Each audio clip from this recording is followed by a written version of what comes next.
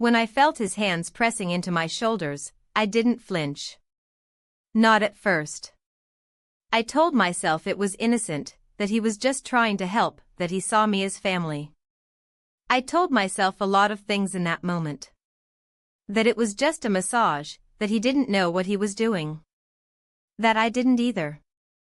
But the truth is, I felt it, that pause in his breath when his fingers traced too low, the way he hesitated, almost pulling away, and then didn't. The room was quiet, except for the low hum of the fan, and somewhere in the back of my mind, a part of me whispered that this shouldn't be happening. That I should stop it. That I was the adult. That I was married. But I didn't move. I let it continue. I closed my eyes and let his touch travel across skin that hadn't been truly noticed in years. Skin my husband barely glanced at anymore. And when I finally opened my eyes again, I saw him looking back at me, not as a stepson. Not even as a boy. But as a man who saw something no one else had seen in a very long time. And before I tell you how everything spiraled from that one quiet afternoon, before I share the truth about what happened in this house, and why nothing has ever been the same since, leave a comment below with where you're watching from, and tell me, have you ever let a single decision change the entire course of your life? The house always felt too big when he was gone. It wasn't about the silence, I'd grown used to that over the years, it was about the emptiness. The way every room seemed to echo with the memory of conversations that used to happen, touches that used to linger, laughter that used to fill the corners. I used to look forward to weekends, to the small rituals that tethered us to each other. But somewhere along the way, those rituals faded. And what remained was habit. That morning, the coffee brewed like clockwork, the news droned on in the background, and I sat alone at the kitchen table pretending not to feel the weight of my own detachment. I stared at my phone, waiting for the appointment reminder that usually came around this time, my only indulgence, a weekly massage at the studio down the street. It was the only hour I allowed myself to be touched, really touched, without obligation or expectation. It wasn't about pleasure. It was about presence. The message came, but not the one I expected. Asterisk apologies, our therapist is sick. Your appointment is cancelled. We'll reach out to reschedule, asterisk. I stared at the screen longer than necessary. Not because it mattered so much. But because it felt like just one more thing quietly slipping away. He walked into the kitchen just as I put the phone down. Still half asleep, tousled hair, hoodie too large. I wasn't used to him being home. He had only arrived last night, dropping his bag by the stairs and offering a tired smile. His father had asked me to let him stay for the week, said he needed a break from the dorms, from the city. I hadn't objected. Everything okay? He asked, pulling out a chair across from me. Just had to cancel something, I replied. My voice came out softer than I intended. I wasn't used to talking this early. He raised an eyebrow. You don't sound thrilled. I shook my head, brushing it off. Just a massage I look forward to. It's silly. He took a sip from the glass of water he'd poured. Why not let me do it? I looked up. He was smiling. Casual. Playful. I laughed once. Nice try. I'm serious, he said, leaning back in his chair. I know what I'm doing. Ex-girlfriend used to beg me to do her back after work. I got pretty good. I shook my head, more amused than anything. It's not the same. But even as I said it, I felt something stir. The suggestion, innocent as it was, stayed with me. Not because I believed he was serious, but because the idea of someone seeing me again, acknowledging my body not as a thing to be maintained, but something to be cared for, felt foreign. And strangely welcome. He left the kitchen soon after, disappearing into the guest room, leaving me alone with my thoughts and the hum of the refrigerator. I busied myself with chores that didn't need doing. Reorganized drawers, refold towels, wiped down counters that were already clean. But no matter what I did, I couldn't quiet the question echoing in my head: when was the last time someone touched me without it being a routine? My husband called around noon. A quick check-in from his conference hotel. He sounded tired. I asked if he was eating well. He said yes. I asked if he missed me. He paused and said, "Of course." It was automatic. Mechanical. I hung up before the silence could settle. That afternoon, I sat on the edge of my bed, trying to read. The words on the page blurred. I adjusted my robe. Crossed and uncrossed my legs. The door creaked slightly behind me. "You sure you don't want to try?" he asked, standing in the hallway, one arm propped against the frame. His voice was casual again. But his eyes were serious. I didn't answer right away. "It's just your shoulders," he added. "You look like you're holding tension." That wasn't wrong. And so I nodded. He stepped inside slowly, as if not wanting to break the spell of stillness. I turned, letting my back face him. He didn't speak. I felt the bed shift under his weight. And then, his hands. Warm. Steady. Careful. It was light pressure at first, just the pads of his thumbs moving in slow circles over the row. Then deeper, pressing into muscle that had forgotten what release felt like. My breath caught. I closed my eyes. No words passed between us. The only sounds were the soft inhales, the quiet pull of fabric beneath his hands, the creak of the bed. He moved lower, just beneath my shoulder blades. His thumbs dragged with more confidence now, the strokes longer, slower. And something inside me began to unravel. I told myself it was innocent. That it could stop at any time. But I didn't want it to stop. I didn't know what that meant yet, not fully. When he finally stood, I felt the sudden absence of heat where his hands had been. "I'll be in the kitchen," he said quietly. I didn't look back. I waited until I heard his footsteps fade before I turned around and stared at the spot he'd just been sitting. My skin still tingled. My thoughts were racing. And somewhere deep beneath the rational explanations, I felt it, the pull. Not toward him. But toward the version of myself I'd long forgotten. The version who used to feel desired. Chosen. Not just needed, but wanted. And I knew, whatever this was, it wasn't over. Not yet. The next morning began with a strange sort of clarity, the kind that emerges when you wake too early and the world still feels quiet enough to be honest. The house hadn't changed, but I had. Or maybe not changed, perhaps just become acutely aware of everything I had been ignoring. The floor felt colder beneath my feet. The silence more deliberate. I moved slower, not from hesitation, but from weight. Something unspoken hung between the walls now, a breath that hadn't been released.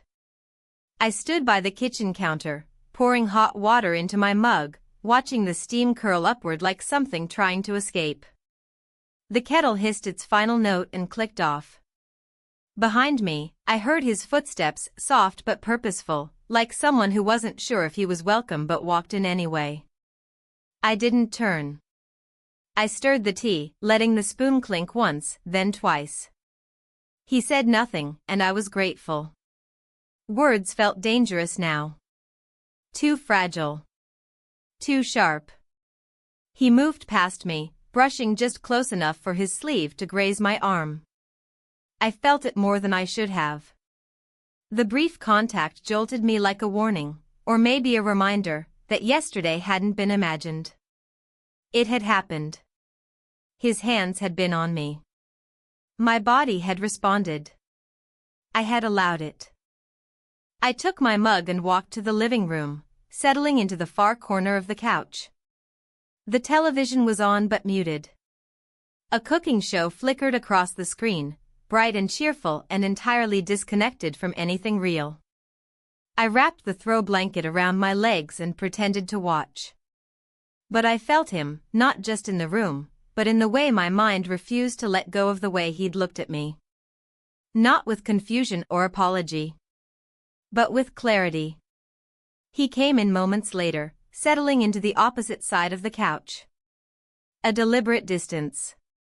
The cushions dipped slightly under his weight, and I tensed without meaning to. "I can go out today if you want space," he said finally. His voice was low, careful, stripped of any playfulness it might have carried before. I didn't look at him. I couldn't. My fingers tightened around the mug. "That's not necessary," I replied, after a pause that stretched too long. He nodded, or at least I imagined he did. Out of the corner of my eye, I could see him leaning forward, elbows on knees, hands clasped together. That posture people take when they're trying not to say something. I set the mug down and folded my hands in my lap. "There are lines," I said. My voice surprised me with its steadiness. "Lines that aren't supposed to be crossed." He didn't move. "I know." Silence settled again, thicker this time. I breathed in through my nose, slow and intentional, trying to push down the rising pressure behind my ribs. "What happened yesterday," I continued, "it can't happen again." "I understand," he said. Still no emotion. Still that measured, calm tone. But that wasn't true. I knew him better than that. I could feel the shift in the room, the tension tightening like a wire. He didn't argue. He didn't defend. But there was something in his stillness that spoke louder than anything he could have said. He stood after a few seconds and walked out of the room without another word. The click of his door closing was too gentle, and that, somehow, hurt more than if he'd slammed it. I sat there for a long time, staring at the blank space he'd left behind, the spot where our silence had filled the air like fog. My hands trembled slightly, not from fear, but from frustration, with myself, with the confusion, with the way something so brief could unravel so much.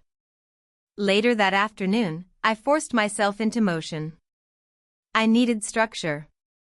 Tasks. Something to anchor me. I cleaned the bathroom, even though it wasn't dirty. I reorganized the linen closet, folded towels into perfect rectangles, arranged them by shade. It was pointless, and I knew it. But I couldn't just sit and think. Thinking had become dangerous. Around 5, I heard movement upstairs. His footsteps again, more decisive this time. I stayed in the hallway, half expecting him to walk past without acknowledgement, but instead he paused at the top of the stairs. "I'm going for a drive," he said. I looked up. His eyes met mine, steady, unreadable. "Dinner will be ready by 7, I answered, almost automatically. He gave a small nod, then turned and left. When the door shut behind him, I exhaled. My shoulders sagged, the tension leaking out slowly. I stood there for a minute, hand resting on the stair railing, then turned and went back to the kitchen. Chopping vegetables was mindless enough to help. The rhythmic thud of the knife, the scrape of peels into the compost bin. I moved like someone on autopilot, doing everything just the way I always had, as though nothing had changed. As though yesterday had been nothing but a strange dream I could now forget. By the time he returned, the sky had turned pale orange and the kitchen was filled with the scent of garlic and thyme. He entered quietly, placed his keys on the hook, and washed his hands without speaking. Dinner was quiet. Polite. We passed dishes back and forth, exchanged simple phrases about the food, the weather, the dull errands of the day. But it was all surface. A fragile performance that neither of us believed. Afterward, I stood at the sink, rinsing plates. He leaned against the counter beside me, not helping, just being there. Present. I pretended not to notice. "I'm sorry," he said suddenly. It was soft, sincere, and unexpected. I froze, a plate halfway submerged in soapy water. "I never meant to confuse you," he continued. "Or hurt anything." I didn't answer right away. I rinsed the plate, set it in the rack, then turned off the tap. "I'm confused because it didn't feel wrong," I said, the words barely more than a whisper. He looked at me, really looked. And in that moment, we were two people standing on opposite sides of a line that neither of us had meant to draw. But it was there now. And neither of us moved. The morning light streamed in through the thin curtains, casting a soft, warm hue across the bedroom wall. I had barely slept. My body had surrendered to exhaustion some time before dawn, but my mind had remained alert, restless, unwilling to let go. Every time I closed my eyes, I replayed the moments from the night before, the quiet conversation, the stillness that followed, the undeniable truth hanging between us. I lay on my side, staring at the folds of the blanket. The weight of guilt hadn't fully settled in, not yet, but the heaviness of confusion had. I wasn't naive enough to pretend that what had happened could be undone, but I also wasn't sure what exactly had happened. It was more than just a touch. More than just a mistake. It was the exposure of something buried too long, something I hadn't dared admit even to myself. When I finally rose, the house was quiet. I walked barefoot into the hallway, the wooden floor cool against my skin. The door to the guest room was slightly ajar, but the room was empty. The bed was made, untouched. His shoes were gone from the doorway. A note lay on the kitchen counter in his familiar slanted handwriting. "Went out for a bit. Needed air." It didn't say when he'd be back. It didn't say where he'd gone. But the message carried a strange kind of consideration, as if he knew I needed space before I even did. I poured myself a glass of water and stood at the sink, sipping slowly. The morning was too quiet. The absence of noise made everything louder, the ticking of the clock, the hum of the refrigerator, the wind pushing gently against the window panes. I could feel every detail with heightened awareness, as though the house itself was watching me. I tried to distract myself with routine. I watered the plants, wiped the windowsills, and pulled the bedsheets into the laundry. These small acts of normalcy had always helped ground me. But not today. Today, they felt like theatrics, empty movements pretending to be purpose. By noon, I was sitting on the back porch with a book in my lap, pages open but unread. The sun was high, warm on my arms, and the breeze was just strong enough to carry the scent of the lavender bush below. I stared out at the yard, the garden beds I had once tended with pride now slightly overgrown. Everything felt just a little out of control, like a home that had gone too long without maintenance, still standing, but subtly slipping out of balance. I didn't know how to talk about what I was feeling. There was no one I could tell, no conversation that would make sense. This wasn't an affair. It wasn't betrayal in the usual sense. And yet, it had fractured something sacred. Not just in my marriage, but in the way I saw myself. I had always taken pride in my composure, my control. I had never allowed myself to blur lines, especially not ones so defined. But I had. And it hadn't been forced or accidental. It had been deliberate. Not premeditated. But deliberate in the way I hadn't stopped it. I thought back to the last time my husband had touched me with any real intention. I couldn't remember exactly when. A birthday? An anniversary? It had been so long since I had felt like more than an obligation to him. The kind of affection that wasn't scheduled or prompted by tradition, that had vanished quietly, like a light dimming slowly over time until you forgot it was ever bright. The sound of a car pulling into the driveway broke through my thoughts. I sat up, heart quickening before I could stop it.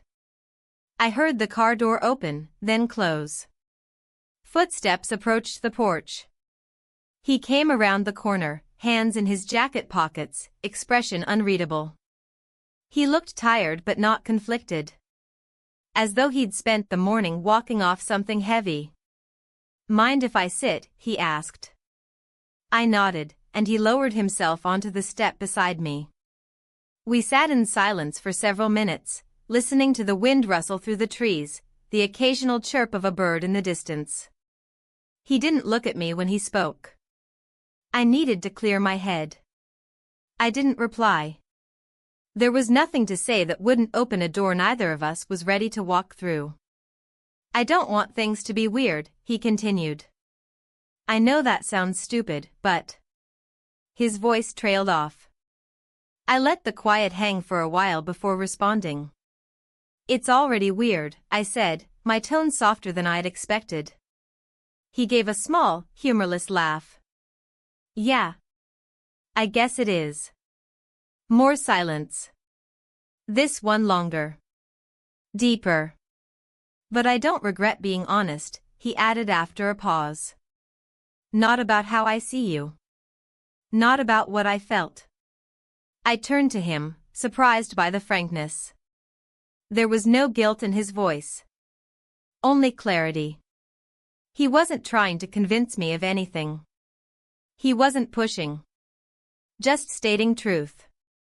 The wind shifted. A few leaves tumbled across the deck. I looked down at my hands, folded tightly in my lap. My wedding ring caught the light and flashed briefly, a cold glint against my skin. "I don't know what to do with that," I admitted. "You don't have to do anything," he said. And maybe that was the part that scared me. That he wasn't asking anything of me. That this wasn't manipulation or coercion. It was simply an acknowledgement of something real.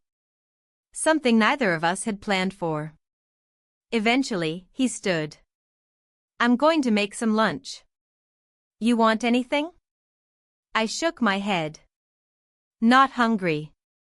He nodded once, then stepped inside, the screen door creaking as it closed behind him. I remained on the porch, alone again, watching the shadows shift as clouds moved across the sun. A few bees hovered over the lavender, their presence oddly comforting in its simplicity. They had a job. A purpose. Their world made sense. Mine didn't. By late afternoon, I had made my decision. Not about him. Not about my husband. But about myself. I needed time and space to understand what this all meant. What I wanted. Not what was expected of me. Not what was safe or easy. I picked up my phone and dialed my husband's number. It rang twice before going to voicemail. I left a message, telling him I needed a few days to visit a friend by the coast. A small lie, but not a cruel one. I just needed distance. He would understand. Or maybe he wouldn't. But I couldn't make this decision for both of us.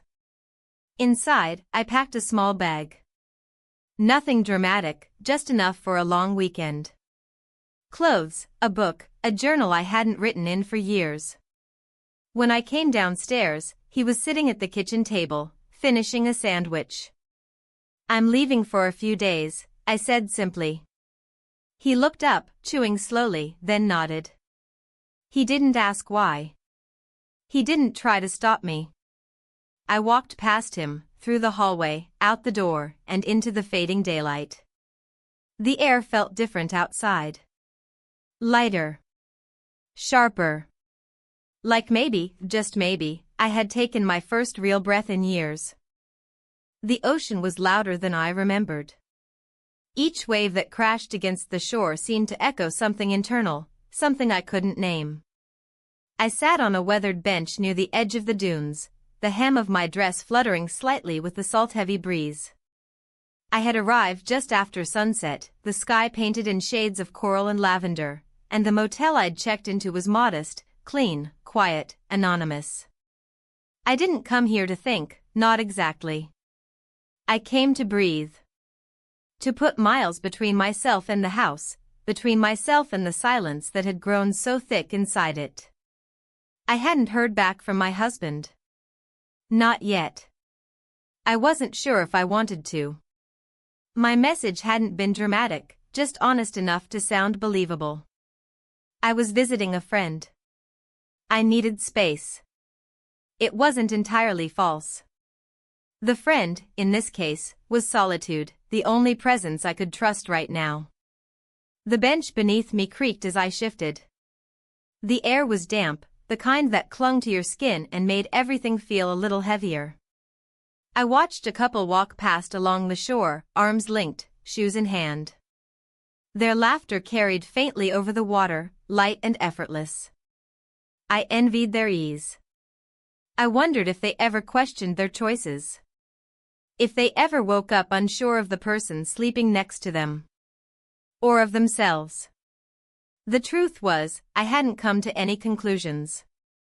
I hadn't unpacked the emotions, or drawn neat lines around what had happened. But something had shifted. I felt it in the way I walked, the way I looked at strangers, the way I carried myself. Not lighter. Not freer. Just more aware. Of my wants. Of my silence. Of the ache I'd been ignoring for years. Later that night, I sat on the small balcony outside my room. The motel overlooked the edge of the dunes, and beyond them, the glimmer of moonlight on restless water. I had wrapped myself in a blanket from the bed, knees pulled up, journal open on my lap. I hadn't written anything yet. I just sat, pen in hand, letting the emptiness stretch until it became bearable. 1,000 thoughts came and went. Memories, questions, flashes of conversations, and the moments in between. I remembered the way his hand had rested just above my waist when he helped me down from the porch steps one afternoon, long before anything had happened. It had been brief. Almost nothing. But I remembered it now, not because it was meaningful at the time, but because I realized I had noticed it then. And done nothing. Just as I had done nothing so many times since. There had been warning signs. Not in him, in me. I stayed on the balcony until my legs felt numb. Then I went inside, closed the door softly behind me, and crawled into bed. I left the window cracked, letting the sound of the ocean fill the room like a lullaby. Sleep came slowly, in fragments, but when it arrived, it was deeper than I expected. And when I woke, the world felt slightly less disjointed. The next morning, I walked along the shoreline with a cup of black coffee in hand. The sand was cold, damp from the tide, and small shells peeked out like forgotten fragments of a larger story. I walked without purpose, letting the rhythm of my steps match the waves. I passed joggers, dog walkers, families and windbreakers, none of them paying me any mind. I wasn't anyone here. And that anonymity brought comfort. By mid-afternoon, I found myself in a small bookstore tucked between a seafood shack and an antique shop. The woman behind the counter gave me a polite smile and a soft good morning, before returning to her magazine.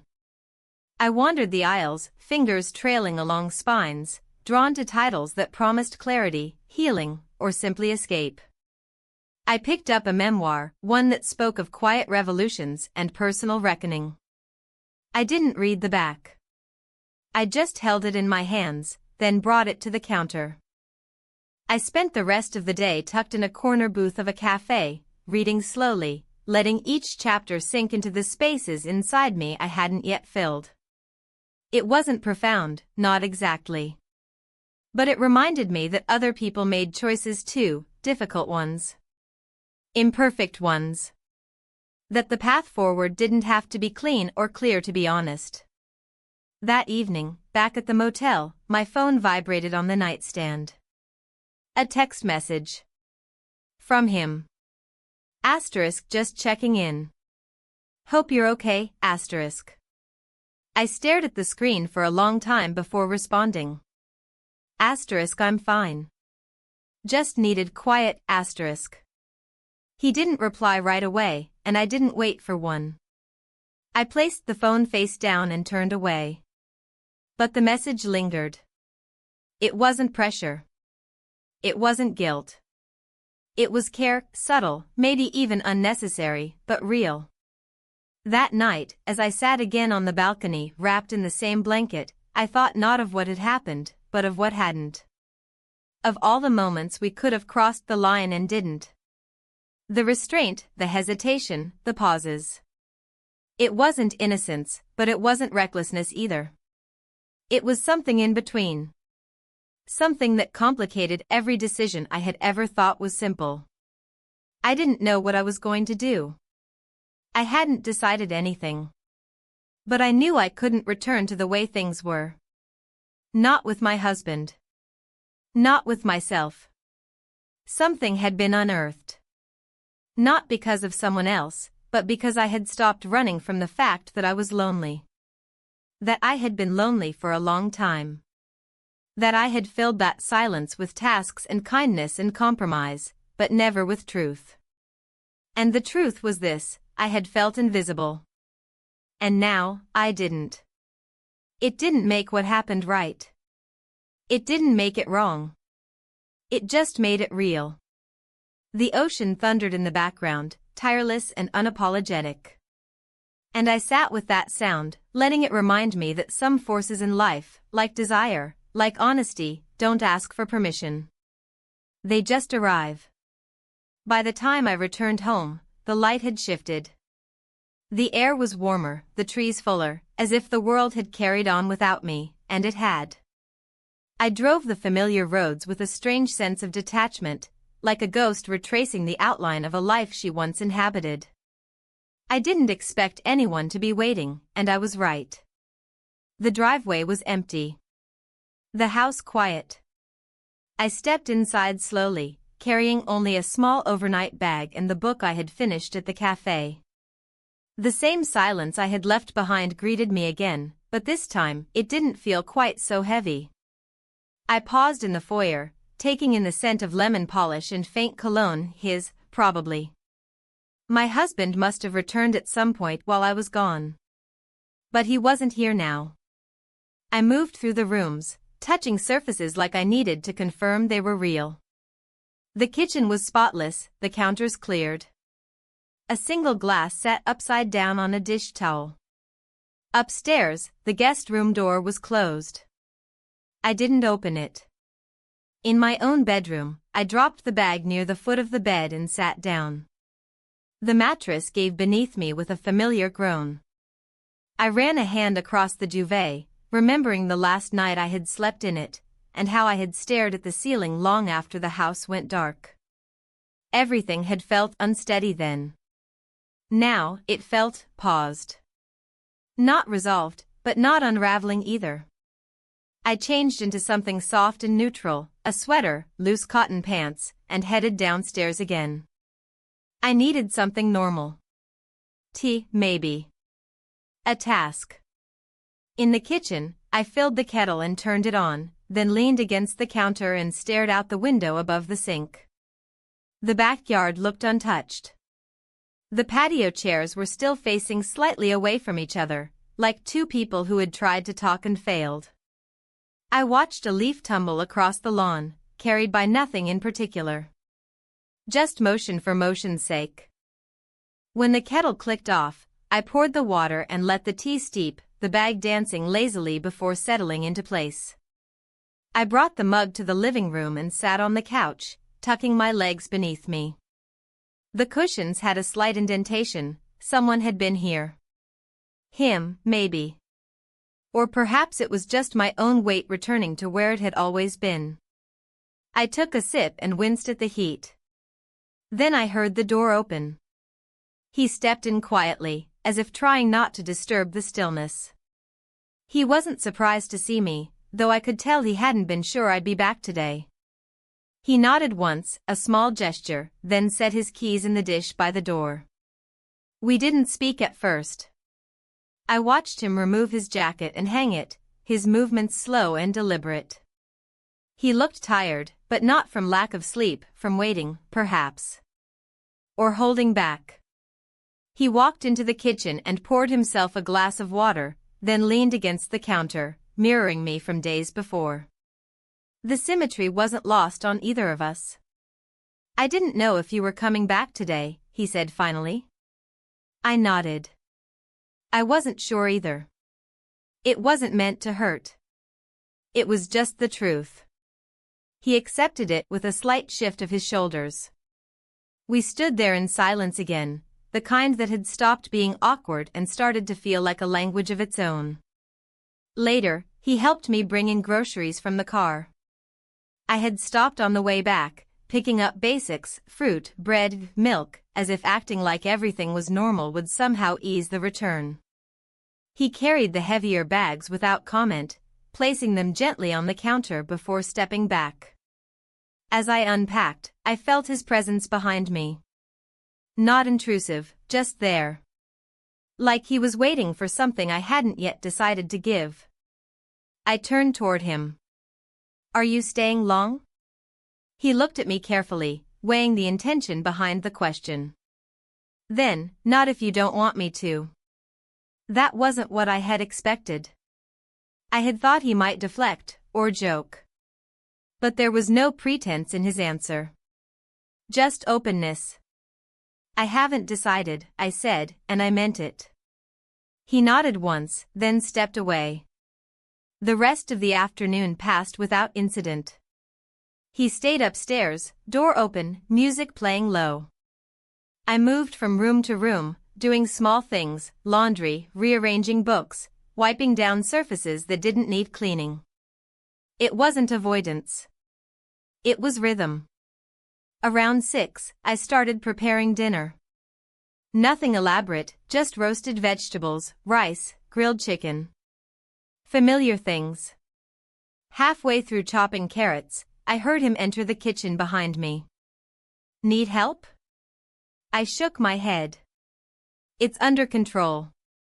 He leaned on the opposite side of the counter and watched for a while. The silence between us had shifted. It was no longer heavy. It was expectant. We ate in the dining room, facing each other with the low hum of conversation beneath our words. We talked about simple things, the weather, a documentary I had started at the motel, a memory from one of his school trips. It wasn't forced. It wasn't full. But it was enough. As we cleared the table, our hands brushed once, barely, but it happened. We didn't acknowledge it, but we both noticed. I loaded the dishwasher slowly, deliberately. When I closed the door and turned around, he was still standing there. Closer now. Not enough to crowd, but enough that I felt it. That electric awareness that had been there before. And still was. Neither of us moved for a moment. Then he spoke, voice low. "I haven't forgotten." I looked up at him, meeting his eyes. There was no arrogance there, no expectation. Just truth. "Neither have I," I said. And that was all. We stood in that stillness for another beat, then stepped apart, each returning to our corners of the house like actors between scenes. But the air had changed again. Later that evening, I found myself by the front window, looking out at the darkened street. Porch lights glowed faintly across the neighborhood, casting small golden halos over driveways and hedges. The world outside was calm, sleeping. Inside me, the current still moved. That was when he came down the stairs. He didn't say anything. He didn't need to. He walked toward me, and we kissed. The next morning, sunlight filtered through the curtains in soft, golden bands, warming the wooden floors and brushing gently against the edge of the bed where I sat, still dressed from the night before. I hadn't slept well. The hours had passed in fragments, broken by the quiet roar of thoughts that wouldn't settle, and the echo of what had just occurred the night before, not only the physical act, but the acknowledgement it represented. A boundary crossed again, without force or denial. Just presence. Just quiet, mutual gravity. I stood slowly, stretching the stiffness from my shoulders, and made my way downstairs. The house felt heavier now, not in a burdensome way, but in the way that something unspoken takes up space between walls.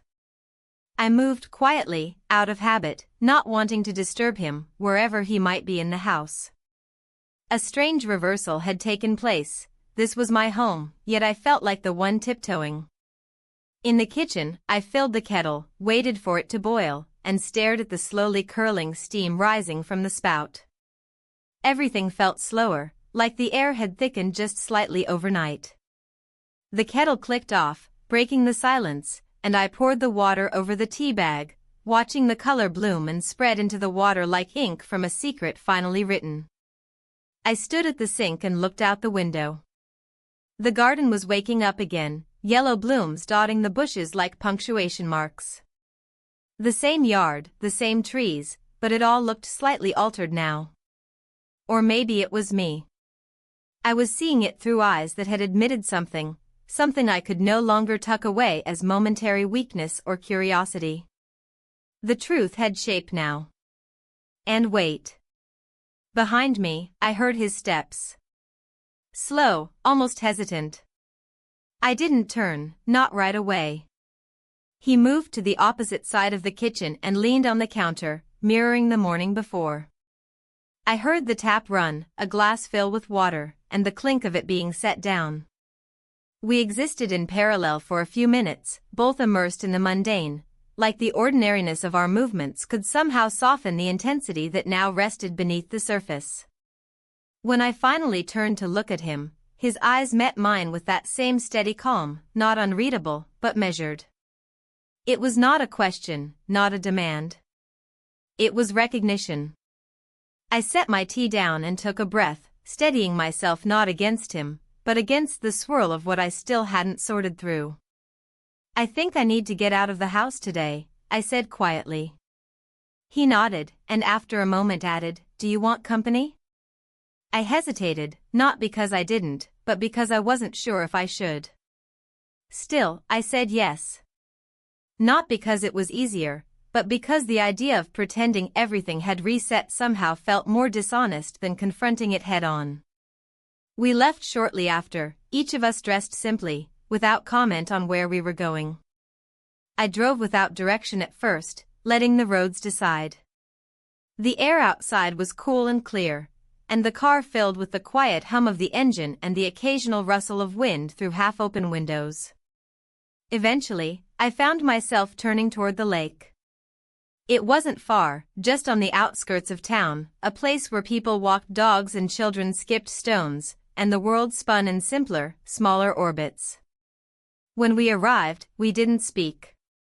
We simply walked.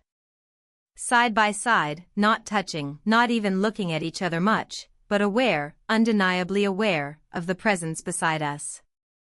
The lake shimmered beneath the sun, waves lapping against the rocky shore in slow, even rhythms. A couple sat beneath a tree nearby, sharing a thermos of coffee. An old man tossed breadcrumbs to ducks, smiling quietly to himself. It was peaceful in that way life sometimes is when you're surrounded by people living uncomplicated, visible moments. We stopped at a bench, and I sat, folding my hands over my knees. He sat beside me but left space between us. I watched a child running along the edge of the path, her laughter ringing out into the open air. I envied her lightness. I keep thinking I should feel worse, I said finally, almost to myself. He didn't respond right away, and I was grateful. I didn't want comfort. I wanted honesty. Or at least, silence that didn't try to fix anything. I do feel guilty, I added after a pause. But not in the way I thought I would. He turned his head slightly toward me, but still didn't speak. The absence of commentary was a strange kindness. I spent so long convincing myself that being quiet was the same as being loyal, I continued, but now I wonder if all I've done is disappear. He sat with that for a while, then said simply, "I see you." It wasn't a declaration. It wasn't romantic. It was just a truth. And it landed with more weight than I could have anticipated. We didn't stay long after that. The wind picked up and the clouds rolled in from the south. On the drive home, the silence felt different, less like avoidance, more like a mutual processing. Neither of us reaching, either of us retreating. Just breathing. Back at the house, the evening unfolded with quiet tasks, laundry, emails, dinner preparations. We moved like people trying to re-establish a rhythm without losing what had been found. I made pasta with a light sauce, chopped fresh herbs from the garden, and plated everything carefully, like the ritual of a normal evening might tether me back to something steady. As we sat down to eat, I realized how little hunger I actually felt. My appetite had been replaced by a kind of restless awareness, of him, of myself, of the complicated web we now moved within. Conversation was light, deliberate. A new show someone had recommended. A local news headline. Nothing that asked too much. Nothing that pressed. After dinner, he offered to clean up. I let him. I walked into the living room and opened the windows, letting the air of dusk drift in. The breeze carried with it the sound of distant wind chimes, soft and irregular, like questions without answers. I sat on the couch, pulling a blanket across my legs, and watched the trees sway through the open window. Somewhere upstairs, I could hear drawers opening, footsteps passing, doors clicking shut. Eventually, he came downstairs again. This time, he didn't speak. He just sat beside me, the space between us narrower than before. We sat like that for a long time, both facing forward, both still. And when I finally turned toward him, ready to say something, anything, he looked at me with that same steadiness. Not urging. Not asking. Just waiting. The day began without ceremony. No heavy conversations, no lingering stares, no visible tension, only the ordinary rhythm of morning. The clatter of utensils in drawers, the low hum of water boiling on the stove, the shuffle of footsteps on hardwood. But beneath it all, there was a quiet awareness, the kind that wraps itself around every movement and fills even the silences with weight. We didn't speak of the night before.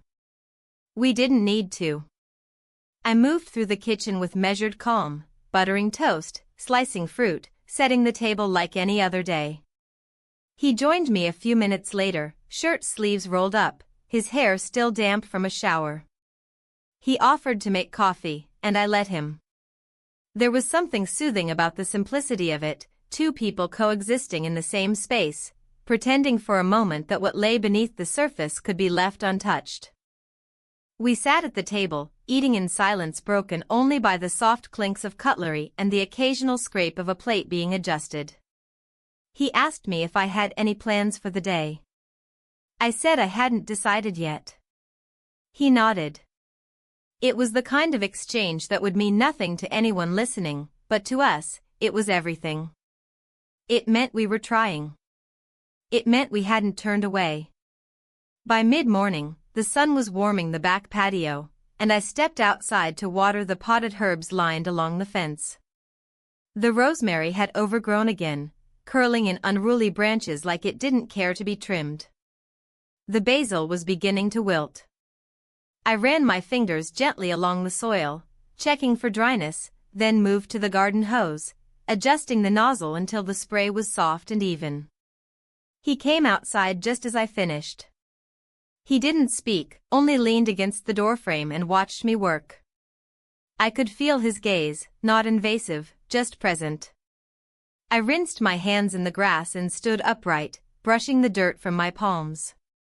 "You want to get out of here today?" he asked.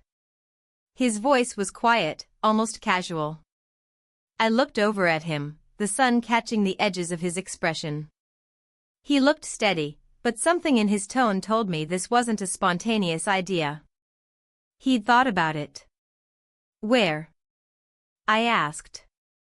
"Anywhere," he said. "Just not here." I considered it. Leaving the house, even briefly, felt both appealing and terrifying. But more than anything, I wanted to shift the air around me, if only for a while. "All right," I said. We left a little after noon, neither of us saying much as we got into the car. I let him drive. He didn't use the GPS, just followed the winding back roads that led out of town and into the open countryside. The windows were down, and the breeze carried in the scent of cut grass and late summer wildflowers. The world felt wider outside the neighborhood, unburdened by the weight of memory and routine. After about an hour, we arrived at a quiet lakeside retreat. It wasn't a place I recognized, which made it easier to be in. There was a small pier stretching into the water, a few wooden cabins nestled beneath tall trees, and a cafe tucked beside a row of canoes. It wasn't busy. A few couples wandered near the shore, and children chased dragonflies in the tall reeds. We walked toward the cafe and ordered lunch, sandwiches, lemonade, nothing fancy, then found a spot under a wide oak tree with a clear view of the water. The lake shimmered under the sun, a mosaic of light and gentle ripples.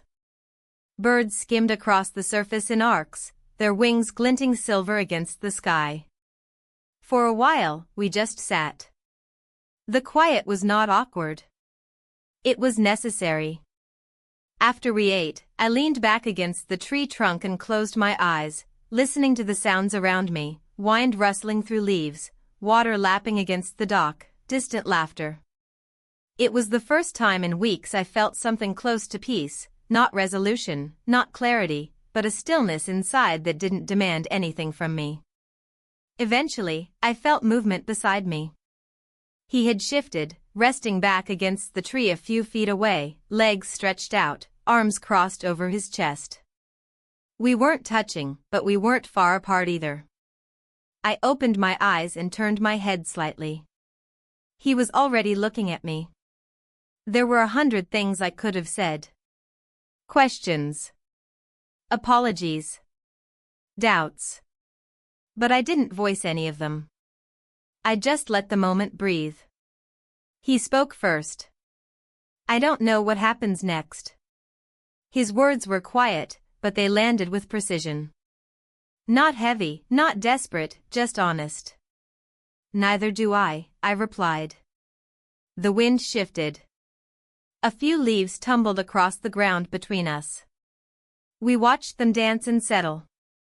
"I don't want to make this harder for you," he said. "You're not," I answered, and I meant it. Whatever difficulty existed wasn't coming from him.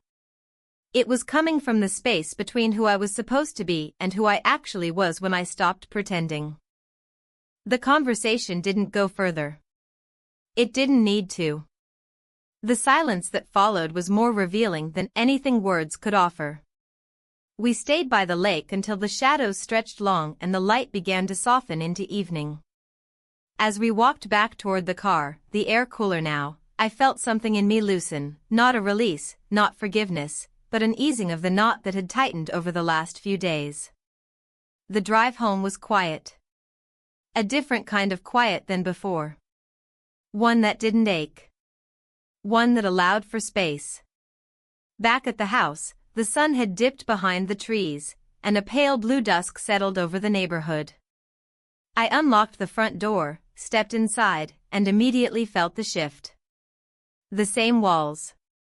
The same furniture. But something had changed again, not in the room, but in me. I placed my bag by the stairs and turned toward him. He stood in the hallway, keys still in hand, as if waiting for a sign. "You can stay," I said. "If you want." He nodded, once, with no hesitation. And that night, we spent the night together. I woke up before the sun, the room still wrapped in darkness, the faint hum of the ceiling fan the only sound breaking the stillness. For a moment, I didn't move. I lay there, eyes open, staring at the gentle outline of the ceiling, letting the silence settle around me like a second skin. The air was cool, but not cold. Familiar. Safe, even. But my body felt different, not from exhaustion, but from the weight of recognition. I was no longer standing at a threshold. I had already crossed it. Beside me, he slept deeply, turned away, breathing slow and even. The space between us was narrow but intentional. We hadn't spoken before falling asleep. There had been no declarations, no promises. Just a mutual surrender to the pull that had grown between us, slow, quiet, impossible to ignore. I hadn't planned for it, hadn't even truly wanted it at first. But there it was, undeniable now, not only in memory but in presence. I slipped out of bed carefully, not wanting to wake him, and moved down the hallway with quiet steps, the floorboards cool beneath my feet. The kitchen, dimly lit by the early blush of morning, felt like a place I needed to be. I turned on the kettle, not for the sake of tea but for the ritual of it, the warmth, the motion, the grounding familiarity. As I waited, I leaned against the counter and let my thoughts unravel, one strand at a time. What we had done was real. What we had become, whatever that meant, was no longer an idea, but a consequence. The guilt I expected to feel wasn't there, not in the way I imagined. There was sadness, yes, and weight. But not regret. I didn't regret the choices I had made, only the silence that had made them necessary. I poured the hot water over the tea bag and carried the mug outside, into the soft blue light of early morning. The air was still, almost reverent, the kind of silence that invites reflection.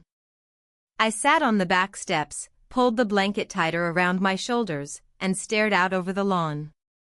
The grass glistened with dew, and a single bird trilled somewhere off to the left, as if testing its voice against the dawn. It was there, in that stillness, that I allowed myself to ask the questions I had been avoiding. What now? What do I do with this truth? How do I face the man I promised my life to, knowing that I had given pieces of myself elsewhere? The answers didn't come. Only more questions. But they didn't frighten me the way they once had. If anything, they felt overdue. The door creaked open behind me, and I turned to see him standing in the doorway, hair tousled, wrapped in a hoodie and pajama pants. He looked at me like someone who knew not to speak too soon. He sat beside me on the step, not too close, not too far. We watched the horizon quietly, each with our own thoughts. After a while, he asked, "Do you want to talk about it?" I shook my head gently. "Not yet." He nodded, accepting the pause without resistance. "I'm not pretending it didn't happen," I added. "I know. We didn't say anything else. We didn't need to." The rest of the day moved at an unhurried pace. I spent the morning tending to the house, laundry, dishes, straightening up the guest room, not because it needed to be done, but because I needed something to hold in my hands. He stayed out of the way, giving me space without vanishing. We crossed paths in the hallway, exchanged quiet glances, small gestures of acknowledgement. There was no awkwardness, only a careful kind of patience. Around noon, my phone buzzed on the counter. I picked it up, heart already quickening before I read the screen. It was my husband. A message. Simple. "Flight lands tomorrow. Can't wait to be home." My hands tightened slightly around the phone. The words were ordinary, expected. But they landed like a weight. Not because I had forgotten about him, but because I hadn't. Not for a second. He had never truly left the frame of my thoughts. And now, he was returning, not just physically, but symbolically. A tether pulling tight again. I placed the phone down without responding. I sat at the table for a long time, the house quiet around me, the scent of lemon from the morning's cleaning still lingering faintly in the air. I thought about what it would be like to see him again. To look into his face and not know what to say. I thought about the history we shared, the years stitched together by routine, laughter, quiet understanding. And I thought about how far we had drifted, so slowly that neither of us noticed until it had become normal. He came into the room a little later, saw the phone on the table, and read the tension in my face without needing to ask. "He's coming back," I said. He nodded, slowly. The silence that followed was not accusatory. It was a soft acknowledgement of what reality looked like now.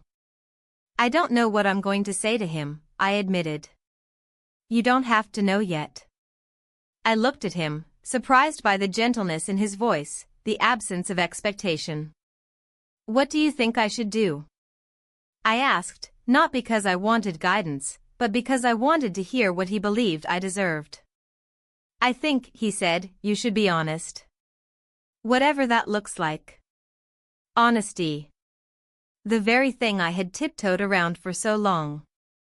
Not because I didn't value it, but because I feared what it would cost.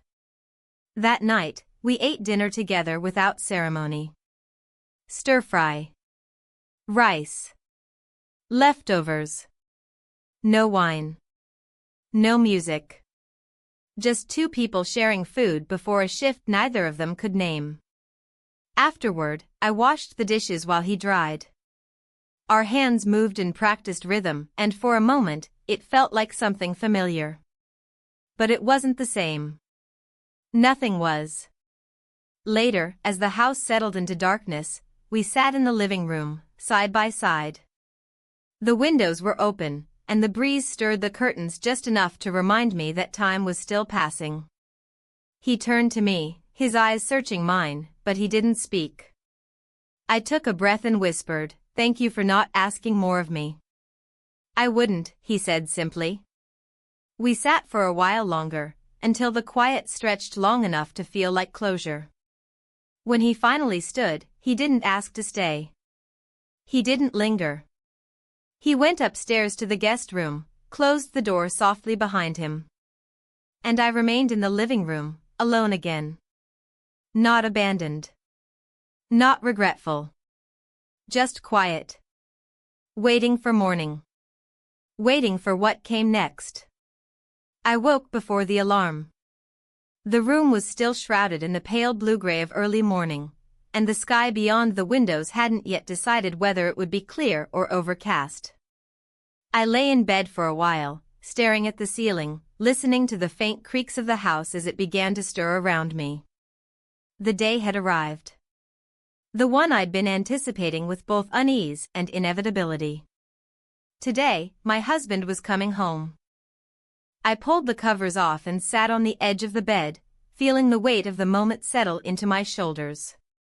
My body moved slowly, not from tiredness, but from something heavier, like the knowledge that whatever version of the truth I chose today would change things, maybe irreversibly. And yet, I also knew I couldn't keep living in that limbo space between silence and honesty. That fragile place had started to fray, thread by thread. Downstairs, the house was still quiet. I moved barefoot through the hallway, the floor cool beneath me. The air was filled with that particular kind of tension only I could feel, the tension of knowing something had happened in this space, and now it had to hold what came next. The guest room door was open. The bed made. He was already up. In the kitchen, I found a small note on the counter. His handwriting, again, quick, unadorned. Went for a walk. Didn't want to be in the way. I'll be back before noon. I read it twice, then set it down next to the fruit bowl. There was something so calm in his message, something respectful that only deepened the complexity of how I felt. He wasn't trying to force anything. He wasn't claiming space. He was giving me room to breathe, to think, to decide. It should have made things easier. In some ways, it did. In others, it made the ache sharper. I spent the morning in motion. I changed the sheets in our bedroom, vacuumed the downstairs rug, wiped the bathroom mirror. It wasn't about tidiness. It was about control. It was about holding on to something ordinary while preparing to face the disruption of it. At 10:45, my phone buzzed. Landing soon. See you soon. The message was from my husband. Short. Typical. It didn't ask questions or offer emotion. Just a statement of arrival. Still, it stirred something in me. Not panic, I had moved past panic, but an alertness. A heightened awareness of what was now required of me. I made coffee, not for the caffeine, but for the ritual. It grounded me. The sound of the beans grinding, the hiss of hot water, the smell drifting upward, these were anchors. Things I could hold on to when the emotional current threatened to pull me under. Just before noon, the front door opened. I stood in the kitchen, both hands wrapped around my mug, and listened to the familiar sound of shoes being kicked off, the clatter of keys in the bowl, the exhale of someone who had just returned to a place they considered home. He stepped into the kitchen and smiled, tiredly, but sincerely. His face was exactly the same, but I saw it differently now. The lines around his eyes, the way his mouth curved slightly to the left when he smiled, the way he always looked down before making eye contact. It was all familiar. And yet I felt, deeply, how much I had changed since the last time I saw him. "Hey," he said. "Hey." He stepped forward and kissed my cheek lightly, a habit more than an act of affection. I didn't move away, but I didn't lean in either. He didn't seem to notice. "Everything okay here?" he asked, setting his bag down. I nodded. "Quiet." He poured himself some coffee, took a long sip, then leaned against the counter like he always did when settling in.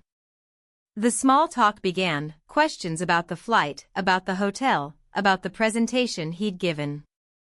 I answered where needed, asked where expected.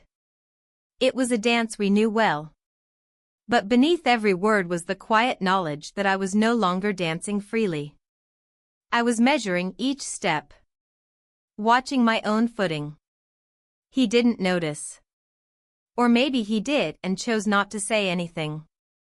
The afternoon passed in the way long days often do.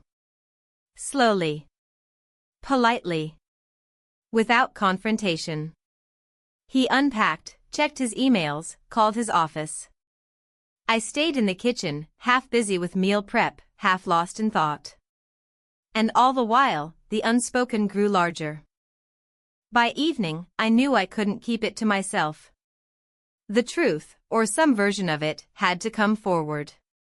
Not because I wanted to punish myself, and not because I felt obligated, but because I couldn't look at him and keep pretending nothing had shifted inside me. We sat down for dinner. The meal was simple, roasted vegetables, grilled fish, rice. He complimented it like he always did, appreciative but distracted. I watched him eat, watched the way he moved through the meal like it was just another evening. And I realized, with something close to grief, that for him it was. Halfway through, I set my fork down. "I need to talk to you about something," I said. He looked up, surprised by the tone, but not yet alarmed. "Okay," he said, setting his own fork down. I didn't rush. I didn't dramatize. I spoke carefully, honestly, trying to explain not just the facts, but the feelings behind them, the slow erosion of closeness, the weight of loneliness, the ways I had disappeared even before anything else had begun. I told him about the quiet hunger for presence, the ache for being seen, for feeling like more than someone who kept things running. He listened. At first, intently. Then with increasing stillness. I didn't offer names. I didn't offer a timeline. I didn't paint myself as a victim, nor did I beg for understanding. I simply told him the truth, that something had happened. That I had crossed a line. That I hadn't done it out of malice or rebellion, but out of need. And that I wasn't asking for forgiveness yet, only for him to see me. To hear me.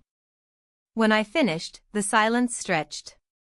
He didn't speak right away. He leaned back slightly, eyes unfocused, staring past me at something far away. Then finally, his voice came, quiet, measured. "I didn't see it coming," he said. I nodded. "I know." More silence. I thought we were fine, he said. Not perfect, but fine. So did I whispered. Until I realized we weren't. He stood slowly, walked to the sink, set his plate down without looking back. His hands gripped the edge of the counter, knuckles tight. But he didn't yell. He didn't accuse. I need some time, he said. I nodded again, though he couldn't see it. And then he walked out of the room. Not slamming doors. Not throwing words. Just quietly.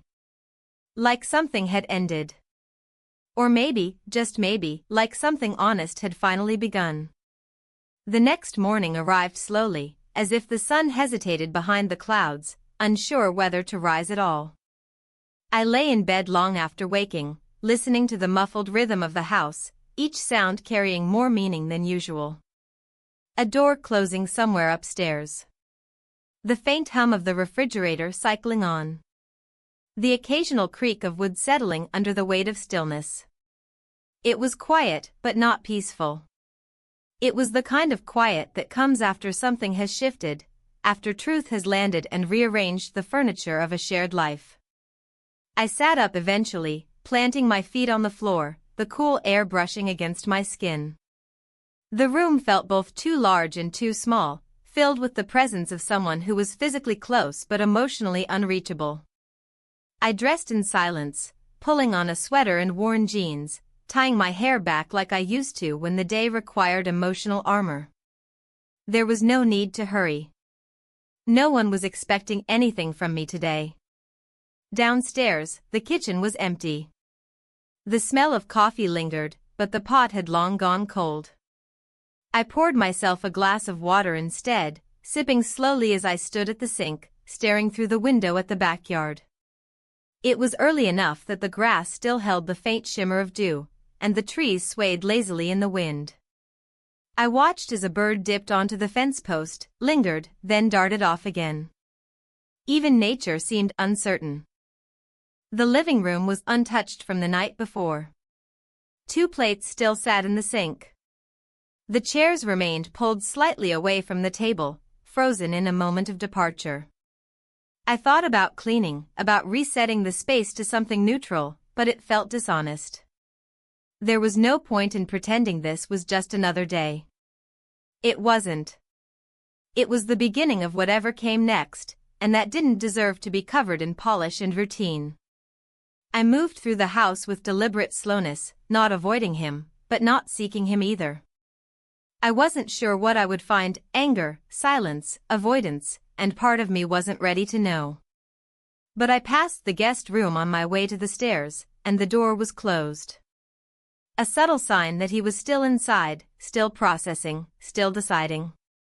Later that morning, I sat on the back porch with a notebook in my lap. I hadn't written anything yet. The pages remained blank, the pen resting lightly between my fingers. I watched the shadows stretch across the yard as the sun climbed higher, felt the warmth on my legs, the cool edge of the breeze on my neck. There was something grounding about being outside, even when everything inside felt uncertain. I thought about the years we had built, my husband and I, how many moments had passed between us, unnoticed. How many decisions had been made in silence, how many feelings had been set aside for the sake of peace, or timing, or simply because neither of us had the language for them.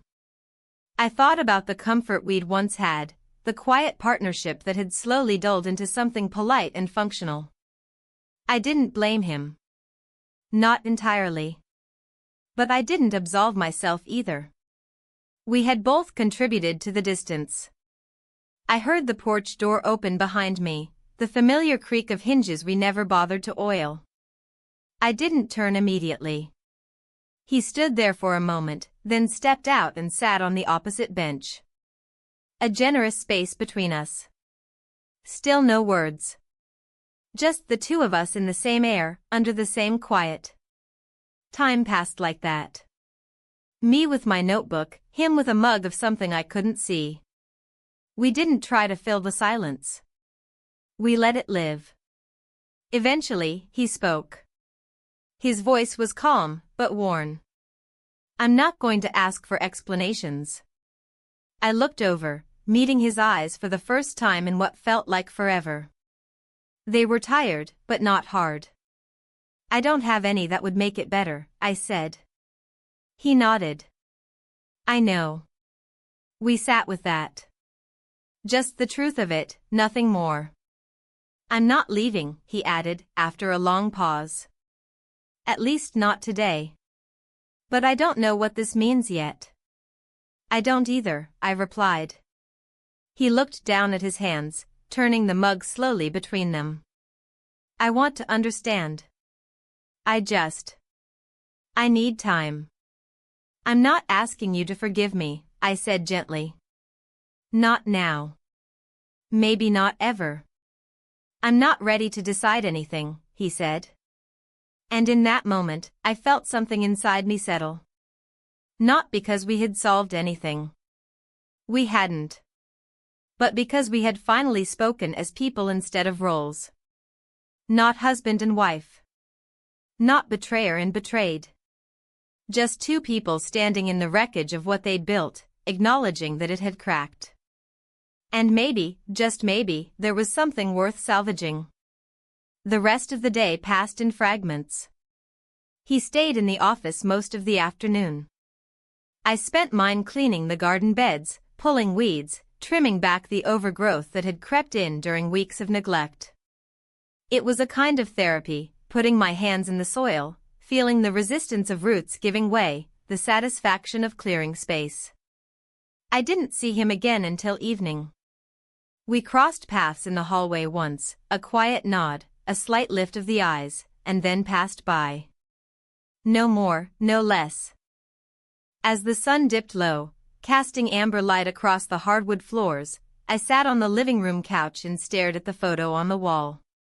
The two of us, taken years ago at the coast, wind in our hair, arms around each other. We had looked happy. And maybe we were. Or maybe we just believed we were because we didn't know what else to be. He came down the stairs later, paused at the bottom, and looked at me. I looked back. I'm going to stay at my brother's for a few days, he said, voice calm but firm. I think it'll help. Some distance. I nodded. Okay. He didn't pack much. Just a small bag, toothbrush, a few shirts. He didn't rush. Didn't slam anything. Just moved with quiet purpose. When he returned to the foyer, bag in hand, I stood nearby, unsure whether to say anything more. He turned before opening the door. I don't hate you, he said. I just don't know how to feel yet. I understand. He nodded once, then stepped outside, closing the door gently behind him. And just like that, the house was quiet again. I stood there for a long moment, staring at the closed door, listening to the hum of stillness rise once more. But it wasn't the same kind of stillness as before. This silence carried clarity. This silence was earned. I walked back to the living room, sat down, opened my notebook, and finally began to write.